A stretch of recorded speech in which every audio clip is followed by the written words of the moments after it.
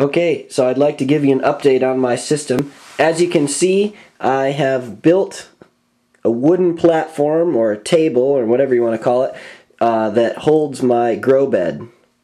And it's on wheels. The fish tank's on wheels. They're independent of each other. And so the whole system can move around to track with the sun. I'm pretty excited about that. I think it's a pretty good design. It seems to be strong enough. I tried to build the wooden platform really strong. So that's an update. Here's another update on my system is that I have bought some rocks, gravel, some media for my grow bed. And the media I've chosen is lava rock. Volcanic rock, lava rock. And this is a really porous rock. There's a lot of air bubbles inside the rocks. So that's really cool because it makes it light, so my grow bed isn't so heavy. And it also means that the water goes inside the rocks so that the rocks stay moist. And it also provides a lot of surface area for the bacteria to grow and live, which is really important for the whole system. We'll cover the bacteria at a later date in the cycling video. But yeah, that is it. So you can use anything, any kind of rocks you want in here. A common one to use is clay pellets, but they're really expensive. It's called hydroton.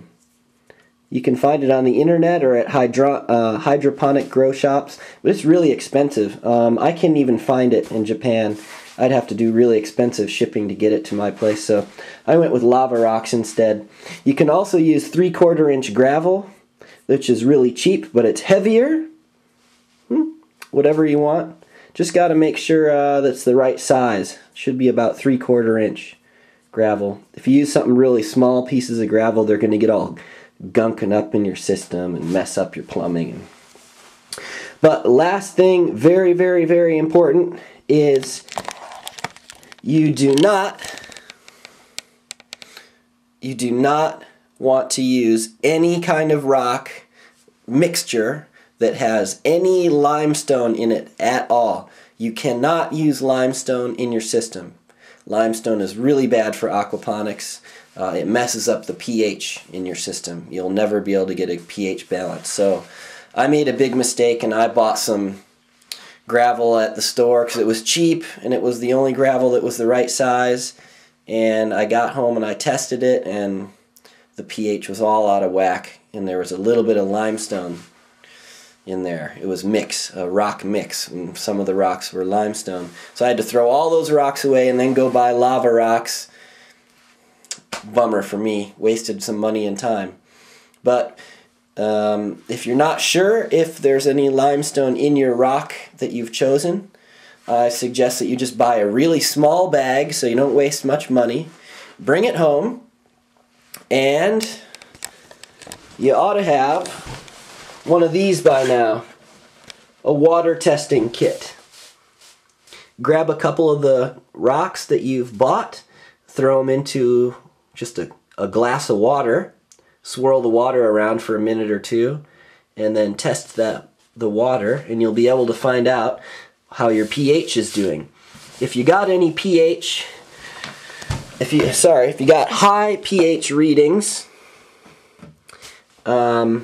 then you probably have some kind of limestone in there. But if the pH reading is of your rock should be the same as your tap water. So what I did is I tested just plain tap water, and I had a pH somewhere in here, about 6.5-ish of plain tap water. Then I tested my first gravel mixture and I went off the charts. Then I gave it a high range pH and I was somewhere about here, almost 8.0. And so that's how I found out I had limestone in my system. So I got rid of all the limestone. I had to wash all the tanks out, wipe them down, sponge them out, towel them out. Then I had to get the lava rock, and I've tested the lava rocks, and the lava rock tests basically inert. It's the same pH reading as plain tap water or tap water mixed with lava rock, same pH. So I'm good to go with my lava rocks that I've gotten. Very important, make sure you got no difference in your pH based on the type of rock that you've chosen.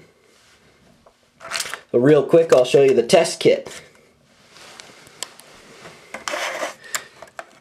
All these are different tests for pH. This one's for ammonia, nitrate, nitrite, and high range pH. Basically, comes with some test tubes. You fill up the test tube to the line here, which is 5 milliliters of water. Then you put in however many drops you need. It says on the bottle, let's say you want to test for nitrite, add 5 drops. 1, 2, 3, 4, 5 drops. Put the cap on, shake it up. Then you find your, let's say that was a nitrite test. Nitrite. And you see whatever color you got. Match it up and you'll find out what your nitrite readings are. This is very important. You must have this test kit, water testing kit. You need those 4 tests, or really 5 tests. Nitrite, nitrate, ammonia, and a pH 4 tests, and then a high range pH in case your pH really gets out of whack. But all 5 tests come in this. Here is the test kit. Freshwater API Master Test Kit. You can buy this at pretty much any aquarium shop or on the internet. It's about 20 bucks or something like that. You must have this if you want to run an aquaponics system, because you've got to test your water, especially when you're cycling your system, which will be one of the next upcoming videos that I'm going to show you. So go out and get yourself this test kit during the construction phase of your system, because you need to be testing the type of rocks that you put into your grow bed before you're even putting water or anything into your system. You need to make sure that this is good to go. So go get yourself a water test kit very early on in your aquaponics setup. Alright, thanks.